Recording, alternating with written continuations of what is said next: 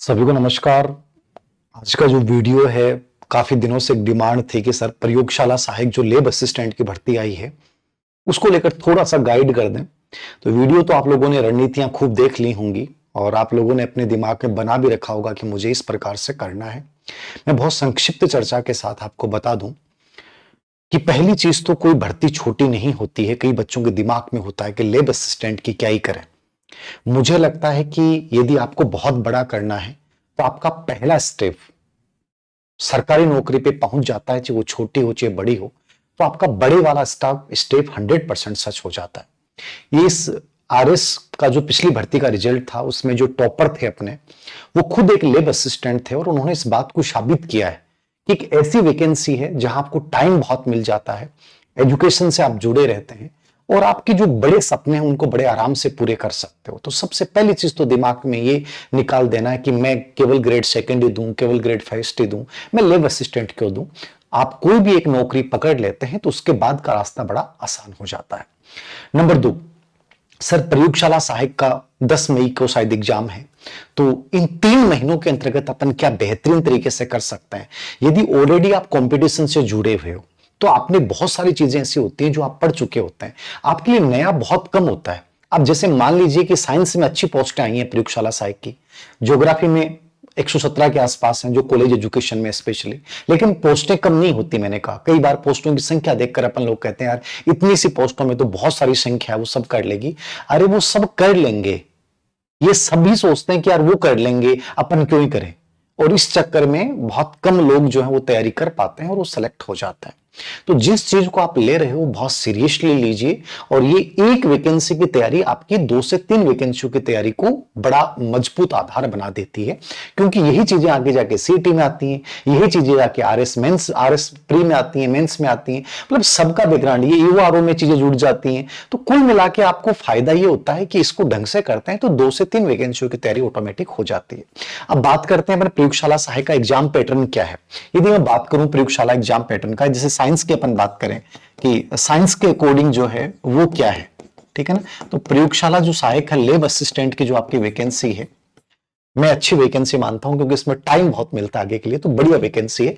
जिनमें स्पेशली जिन बच्चों ने नीट वगैरह की तैयारी की थी, सिलेक्ट नहीं हो पाए और अब उनके पास एक ऑप्शन बनता है तो उनको जाना चाहिए यहाँ पे, क्योंकि उनका सब्जेक्ट बहुत स्ट्रांग होता है, लगभग वही पार्ट आता है, केवल आपको जीके फर्स्ट पेपर पे स्ट्रांग बनाना है। तो स्पेशली विज्ञान में जो पोस्ट आई है उसका थोड़ा सिलेबस अलग है और जो ज्योग्राफी है उसका सिलेबस जो है वो थोड़ा अलग है। दोनों का सिलेबस अलग अलग है, ये चीज आपको ध्यान रखनी है। जैसे आपका एक फर्स्ट पेपर आएगा और दूसरा क्या आएगा, सेकंड पेपर। आप जैसे जनरल साइंस की अपन बात करें तो यहां फर्स्ट पेपर और सेकंड पेपर दोनों का बराबर वेटेज रखा है, ठीक है ना। दोनों ही 200-200 नंबर के हैं, ठीक है। यहां जो जीके आ रहा है उसके अंतर्गत आपका राजस्थान का इतिहास आ रहा है, ठीक है।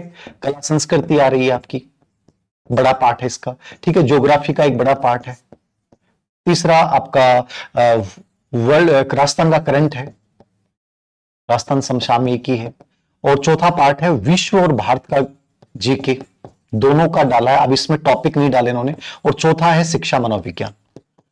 शिक्षा मनोविज्ञान और विश्व भारत के जीके को इन्होंने सिलेबस में क्लियर नहीं किया कि क्या आएगा, केवल अपना अनुमान कर सकते हैं। इससे पहले वाली भर्ती हुआ था वहां प्रश्न ढंग से पूछे नहीं थे, विश्व भारत के जीके और साइकोलॉजी से प्रश्न नहीं आए जबकि सिलेबस में थे। तो कई बार क्या होता है कि अलग चीज होती है, लेकिन अब चूंकि अध्यक्ष आलोक राज है तो उसका कुल मिला के एग्जाम पैटर्न को फॉलो किया जाएगा, पूरे सिलेबस को फॉलो किया जाएगा। तो इतिहास कला संस्कृति का अपना एक बड़ा पार्ट है, राजस्थान भूगोल का सबसे बड़ा पार्ट है। तो इन पार्ट्स को तो आपको बहुत अच्छे से तैयार करना। आप तैयार कैसे करना, ये पार्ट राजस्थान ज्योग्राफी वाले जो लैब असिस्टेंट उसमें भी आएंगे। तो इसमें जो गाइड आप पहले से पढ़ रहे थे, मान लीजिए सेकंड ग्रेड की आप प्रिपरेशन कर रहे थे तो आपको तो कुछ चेंज ही नहीं करना है। सेकंड ग्रेड वाले सेम सिलेबस को आपको रिपीट करना है। जो बच्चा सेकंड ग्रेड एग्जाम दे रहा है उसको लैब असिस्टेंट 100% देना चाहिए। साइंस वाले और ज्योग्राफी वालों को तो स्पेशली, एसएसटी वाले में जिनकी ज्योग्राफी है, साइंस वालों के लिए तो बहुत बेस्ट है क्योंकि सेम सिलेबस है।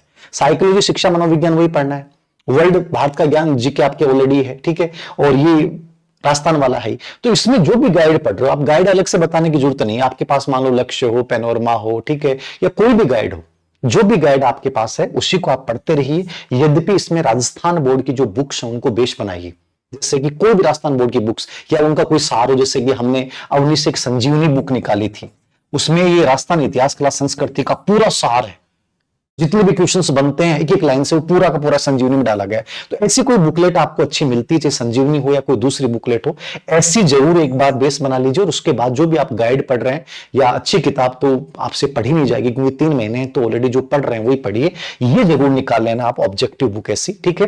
और राजस्थान जो करंट है उसके लिए आप मूमल या क्रोनोलॉजी, तो मूमल का जो अर्धवार्षिकांक है ऐसा कोई भी ले आइए, ठीक है, जिसमें स्पेशली 4 या 5 महीने का कवर हो जाए। जैसे मान लीजिए आपके मई में एग्जाम है, तो जनवरी, फरवरी, मार्च, अप्रैल, ये 4 महीने का करंट आपका बहुत शानदार तरीके से तैयार करके जाना है।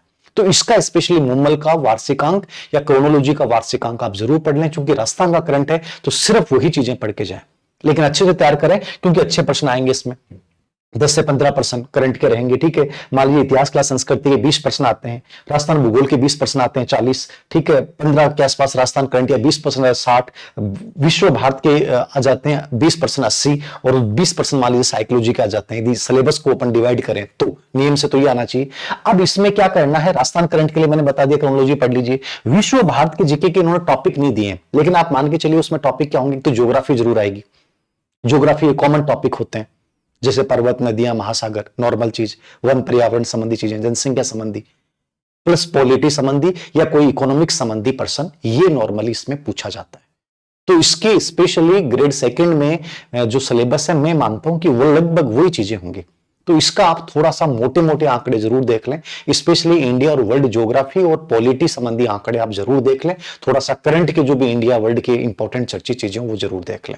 अब इसके लिए कोई भी या तो कोई गाइड आ जाए तो ठीक है, वरना आपको थोड़ी सी खुद को मेहनत करनी पड़ेगी। साइकोलॉजी का सिलेबस क्लियर नहीं किया, लेकिन शिक्षा मनोविज्ञान का मतलब है अधिगम भी पढ़ना आता है, विकास भी आता है, व्यक्तित्व भी आता है, बुद्धि भी आता है, समायोजन भी आता है। जो मेन 6-7 कोर टॉपिक होते हैं वो टॉपिक पढ़ लो। तो जो सेकंड ग्रेड का शिक्षा मनोविज्ञान का सिलेबस है वो सेम वही शिक्षा मनोविज्ञान में जाता है। तो सेकंड ग्रेड वाली बुक आपके पास है तो वो पढ़ लीजिए, या कोई और आपको लगती है, या कम से कम जो नए बच्चे हैं उनको ऑब्जेक्टिव, जो अपनी अवनी की ऑब्जेक्टिव बुक आती है उसमें जो मेन टॉपिक है उनके ऑब्जेक्टिव जरूर निकाल लो, क्योंकि उसमें मैंने व्याख्या भी डाल रखी है। या कोई और किताब आपको अच्छी लगती है तो वो देख सकते हैं। मैं तो ये कहूंगा कि अवनी पढ़िए आप, बाकी आपकी मर्जी है। तो ये तो आपका साइंस वाले जीके का पार्ट है, यदि टॉपिक पार्ट वाइज आता है, लेकिन स्पेशली ज्यादा प्रश्न मुझे लगता है इतिहास का, संस्कृति, भूगोल से आने चाहिए। करंट को भी देख लें, विश्व भारत को यदि आपको पूरा नहीं देखा जाता तो कोई बात नहीं, मेन चीजें देख लें, आईवी प्रश्न देख लो। और साइकोलॉजी में भी स्पेशली जो मेन चीजें, यदि आप शिक्षक भर्ती में जुड़े हुए हैं तब तो आपको पूरा ही पढ़ना चाहिए, क्योंकि आपको आगे फायदा हो जाएगा। साइंस का जो सेकंड पार्ट है आपका वो भी 200 क्वेश्चंस का है, और विशेष बात है कि 40% मिनिमम मार्क्स आने जरूरी हैं, ये रूल है। 40% से आते हो तो आपका सिलेक्शन नहीं होगा, तो 40% वाला रूल भी है लेब असिस्टेंट में भी, ये चीज भी याद रखें। 1/3 नेगेटिव मार्किंग है, तो वो आपको सबको पता है। सेकंड पेपर में आपका जो भी है जनरल साइंस का, जो भी आपका फिजिक्स, केमिस्ट्री, बायोलॉजी का वाला पार्ट है, अब इसका सिंपल सा जो पिछली बार पेपर आया था वो स्पेशली एनसीईआरटी बेस आया था। तो राजस्थान बोर्ड या एनसीईआरटी की जो किताबें हैं, जो टॉपिक सिलेबस में, वो मिलान कीजिए और उन टॉपिक्स को ढंग से पढ़िए। पहला काम तो ये है, प्रायोरिटी तो आपकी होनी चाहिए, उन बुक्स को बेस बनाइए, उनसे बढ़िया कुछ नहीं है, पेपर वहीं से आएगा। और प्लस उनके क्वेश्चंस पढ़ लीजिए, थोड़े से पीवाई को देख लीजिए। तो राजस्थान बोर्ड की जो भी एनसीईआरटी की जो अपनी बुक चलती है राजस्थान बोर्ड में, एनसीईआरटी राजस्थान बोर्ड की चीज है, ठीक है। और प्लस पीवाईक्यू, जैसे हेमराज जी सर की पीवाईक्यू की बुक लेट आती है, या कोई आपको लगता है कि सर इतनी मेहनत नहीं होगी, राजस्थान बोर्ड की बुक्स नहीं पढ़ी जाएंगे, तो कोई गाइड ले सकते हैं। गाइड अलग अलग आती है, जैसे हेमराज जी ने पीवाईक्यू पे निकाली है, ठीक है, जनरल साइंस के ऊपर। और एक जैसे इसमें आरबीडी की किताब आती है, ठीक है, वो भी इस पे लेब असिस्टेंट पे अच्छी किताब है। तो ऐसी कोई भी किताब जो है गाइड के रूप में आप देख सकते हैं। बाकी मैं कहूंगा कि राजस्थान बोर्ड की बुक्स को बेस बनाइए। यदि आपने पहले से मॉड्यूल्स वगैरह नीट के टाइम निकाले हैं तो उनका एक बार प्रैक्टिस कर लीजिए, उनमें से प्रश्न आ जाएंगे। पीवाईक्यू जरूर देखना है, एनसीईआरटी को बेस बनाना है। इस पार्ट को और इस पार्ट को दोनों को बराबर लेके चलना है, क्योंकि दोनों का बराबर वेटेज है। ये तो है साइंस वाले लेब असिस्टेंट के लिए जो आपको चीजें मेनली पढ़नी है। 3 महीने का टारगेट लेके चलिए।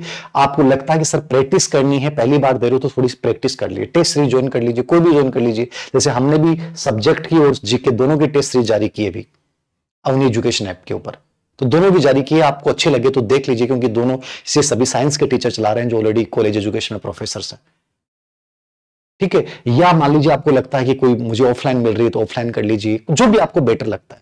थोड़ी सी प्रैक्टिस जरूर कीजिए, उससे आपको अपनी कमियों का पता चलेगा, अभ्यास होगा और अपने आप को बेटर कर पाओगे। ये तो है जनरल साइंस वाला पार्ट, जो 3 महीने के अकॉर्डिंग आपको इन चीजों पे फोकस करना चाहिए। स्पेशली सबसे इंपॉर्टेंट चीज है कॉन्फिडेंस रखेंगे, चीजों को इस प्रकार से मैनेज कीजिए कि ये तैयारी आपके आगे काम आने वाली है। और जो पहली बार कंपटीशन दे रहे हैं उनको तो अपने आप को झोंक देना चाहिए। जिनके पास और ऑप्शन अलग चीज है, लेकिन जो मान लो 12th करके आए हैं और उन्हें लगता है कि बेस्ट है, मतलब जिंदगी का सबसे अच्छी शुरुआत होती है कि आप छोटी सी उम्र में नौकरी लग जाओ, उसके बाद आगे पढ़ते रहना, जिंदगी में मजे मजे हैं, तो आपको तो जोर लगा देना चाहिए। और जो ऑलरेडी बेचारे बेरोजगार हैं, कई सालों संघर्ष कर रहे हैं, उनके लिए भी बढ़िया ऑप्शन है। तो मैं तो ये कहूंगा कि जिन्होंने सेकंड ग्रेड दिया साइंस से, उनको 100% इसको बहुत अच्छे से लेना चाहिए। बाकी बच्चों के लिए तो ऑप्शन है ही। राजस्थान जो ज्योग्राफी प्रयोगशाला सहायक है, उसमें इन्होंने चेंज क्या किया है कि उसमें सिर्फ जीके में बड़ा आसान रखा उन्होंने। जीके का जो पार्ट रखा है उसमें सिर्फ 100 नंबर का पार्ट रखा है, लेकिन उसमें केवल राजस्थान का इतिहास और भूगोल, कला संस्कृति और भूगोल रखा है। इतिहास, कला संस्कृति और ज्योग्राफी यही रखे, मतलब 50-50 क्वेश्चन दोनों के आएंगे। तो इसमें आपको राजस्थान इतिहास, कला संस्कृति और ज्योग्राफी पढ़ना है। तो मुझे लगता है ज्योग्राफी ऑलरेडी आपको वैसे भी राजस्थान का भूगोल पढ़ना है तो वैसे तैयार हो जाएगा। केवल इतिहास, कला संस्कृति आपको नए तरीके से तैयार करना है। तो इसके लिए कोई भी आप गाइड ला सकते हैं, थोड़े से पीवाईक्यू राजस्थान की जितने भी से दिनेश सेवा चयन बोर्ड, क्योंकि दिनेश सेवा चयन बोर्ड एग्जाम का आयोजन करना, तो उसके जो पीवाईक्यू वो जरूर देख लीजिए, चाहे वो दिशा 20 देखो या कोई भी किताब देखो आप।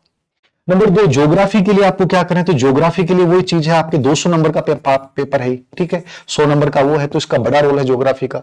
तो आपको जो 11th-12th की किताबें हैं वो तो शानदार तरीके से तैयार करनी है। बाकी आपको लगता है कि कोई अच्छी मार्केट में गाइड आई हो, तो गाइड का लिए मैं तो सजेस्ट करूंगा नहीं, लेकिन आपको लगता है कि यार अब 3 महीने का टाइम है तो अब अलग अलग किताबें पढ़ना मुश्किल नहीं है, तो 11th और 12th तो जरूर पढ़ना है, ठीक है। ये तो आप जरूर देख के जाइए और उन टॉपिक्स के पीवाईक्यू ढंग से निकाल लीजिए। कोई एक गाइड जो आपको लगती है कि यार ये ठीक है, इसको आधार बनाया जा सकता है, तो उस गाइड को बेस बना के और अपने आप को दीजिए। मैं तो ये कहूंगा, कई बार हर कंपटीशन में बहुत कुछ सिखाता है, छोटा बड़ा कुछ नहीं होता है। मेरे पास बहुत बच्चों ने रिक्वेस्ट की कि सर आप सबके लिए वीडियो बनाते हो, लैब असिस्टेंट के लिए बनाओ। मेरा इस वीडियो बनाने का सिर्फ इतना सा उद्देश्य है कि यदि आप ईमानदारी से इसको पकड़ के दोगे ना तो सिलेक्ट हो जाओगे, और सिलेक्ट हो जाओगे तो मैं कहता हूं एक नया भविष्य आपका इंतजार कर रहा होगा। और भर्ती छोटी नहीं है, बहुत आराम से चीजों को टुकड़ों में बांट के कीजिए, एक अच्छा टाइम टेबल सेट कीजिए, अच्छी प्रैक्टिस कीजिए, कोशिश कीजिए कि 2-3 महीने में अपन 2 या 3 बार रिवीजन तक पहुंचे। कोर टॉपिक की पहचान कीजिए कि इन टॉपिक्स को तो जरूर ढंग से अच्छे से देखना है। पूरा सिलेबस भी कवर नहीं कर पाओ तो 80% सिलेबस को ढंग से कवर कीजिए। कॉन्फिडेंस रखिए, बहुत अच्छा होगा। तो प्रयोगशाला सहायक जो बच्चे दे रहे हैं उन सबको मेरी शुभकामनाएं, और अच्छे से प्रैक्टिस कीजिए। टेस्ट सीरीज ज्वाइन कीजिए, किसी की भी कीजिए, जो आपको सबसे बेस्ट लगता है उसको ज्वाइन कीजिए। जो भी पढ़िए, चाहे मैं कहूं वो पढ़ो या कोई और कहे वो पढ़े, लेकिन पढ़िए जरूर, मेहनत जरूर कीजिए, क्योंकि वहां आपके साथ ये कोई ये नहीं कहेगा कि उसने ये किया उसने ये किया। जो सबसे बेहतरीन करेगा वो सिलेक्ट होगा। ये बात आपको याद रखनी है। तो थैंक यू वेरी मच।